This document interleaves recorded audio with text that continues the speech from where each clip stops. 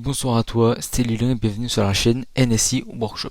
Aujourd'hui, on va simplement voir les prérequis et les bases du Python. Alors c'est parti.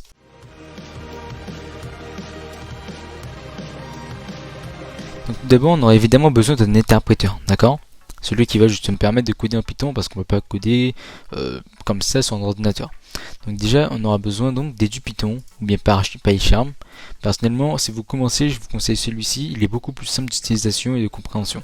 Vous n'aurez qu'à cliquer sur l'icône juste là. Et donc, je vous mettrai également le lien dans la description. Lorsqu'il sera téléchargé, vous aurez simplement à cliquer sur le bouton. Ça vous demandera les droits d'administration, etc. Et bon, vous installerez comme vous installez une application normale. Vous tomberez simplement sur une petite interface comme celle-ci. Et puis maintenant on pourra commencer à coder. Alors donc maintenant les fameuses bases évidemment. Donc on aura les opérations évidemment, donc les additions, soustractions, multiplications, etc. Donc on va le voir tout de suite. Alors déjà l'assignation. On va prendre A par exemple qui va être égal à 10. D'accord, B qui sera égal à 20. D'accord. Bon, on va venir simplement print A et B. A, B, et on voit simplement dans la console qu'ils sont affichés donc 10 et 20.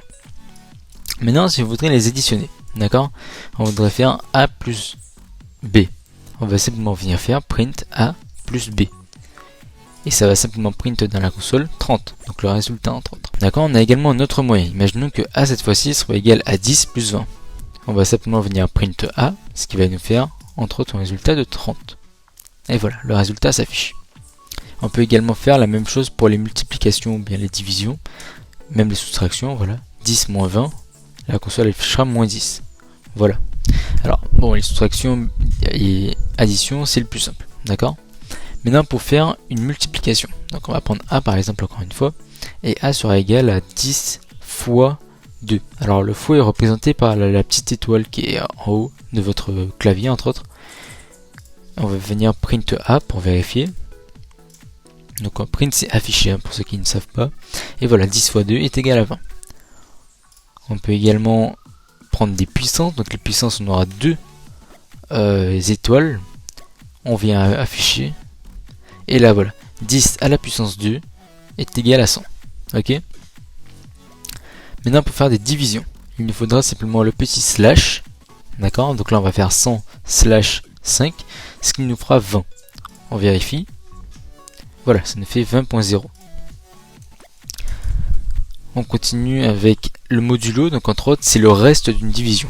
Par exemple, si on fait 100 modulo 5, il y aura 0 en reste, en principe. Voilà, le reste est 0. Si on fait en revanche 100 divisé par 6, par exemple, le reste sera de 4, parce que 6 n'est pas un diviseur de 100. Donc ça, c'était vraiment la base pour les opérations. Alors maintenant, pour l'assignation.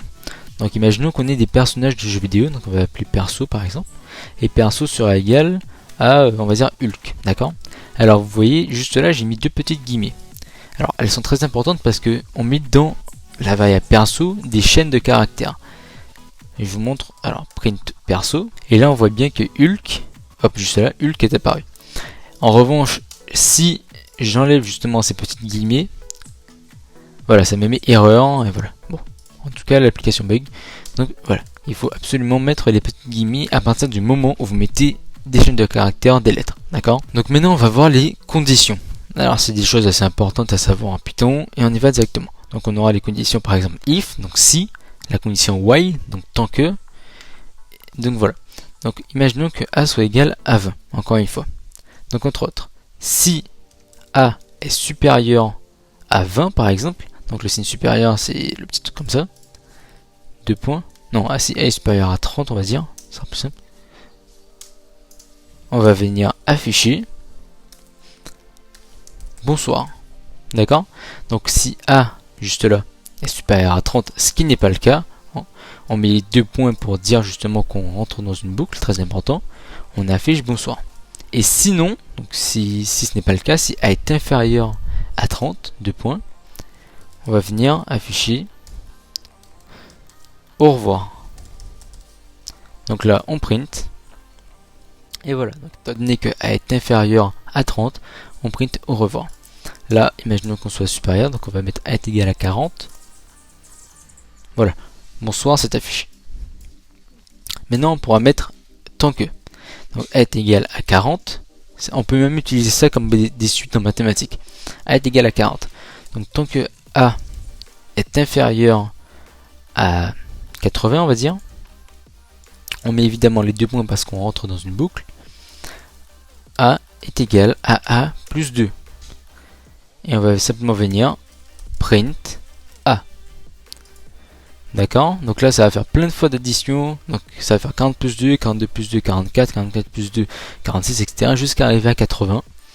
Et donc notre 80 s'affiche juste là. D'accord? Pour voir justement toutes les additions qui sont faites, on pourra simplement print A dans la boucle justement. D'accord? Donc là, vous voyez bien qu'on a un espace. Ça veut dire que toute cette partie-là est ensemble. Et lui, il est tout seul. Donc là, on va voir plein d'additions s'afficher. D'accord? Donc 42, 44, 46, etc. jusqu'à 80 justement. Les signes, donc plus grand, plus petit. Donc voilà, vous verrez, ça c'est plus grand, plus petit. On a également, on met le supérieur avec le égal comme ça. Ou bien inférieur ou égal. Donc voilà, inférieur ou égal à 80 et supérieur ou égal à 80. On a également différent de 80, le point d'exclamation avec le égal. Donc tant que A est différent de 80, voilà, on va faire A est égal à A plus 2. Alors, bon, évidemment, toutes ces petites choses sont les bases du Python et absolument connaître donc, en début de première. Donc on va dire dans les premiers mois, c'est là où vous verrez vraiment les sources de base. Alors, pour finir, on a simplement la petite fonction for in range. Alors là, je vous montre. Donc A est égal à 0 par exemple. Et on va faire for i in range, entre parenthèses. On mettra 100. Donc alors si on met 100, ça veut dire qu'entre autres, il y aura 99 nombres. Parce que Python compte depuis 0. Ça fera 0, puis 1, plus 2, plus 3, plus 4.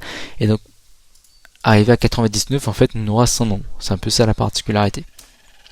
Vous verrez prochainement également pour les listes. Donc for i in range 100, on va faire 1 est égal à A plus I. Ça veut dire qu'ici, en fait, le I, juste là, va varier donc de 1 à 100. Il va faire A est égal à A plus 0. A est égal à 0 plus 1, donc 1 est égal à 1 plus 2, etc. jusqu'à arriver à A plus 99. Là, on va simplement venir print A, et voilà, on a 4950. Pour voir toutes les additions, encore une fois, on vient rentrer dans la boucle et mettre le print A juste là. Ça nous fera beaucoup d'additions, mais bon, voilà. Donc vous voyez, 0 plus 0, 0 plus 1, 1 plus 2, voilà, etc. Bon, en tout cas, j'espère que vous avez apprécié la vidéo et compris toutes les premières bases du Python. En tout cas, n'hésitez pas à liker, à commenter. Et puis, on se revoit pour les listes la prochaine fois. Allez, ciao!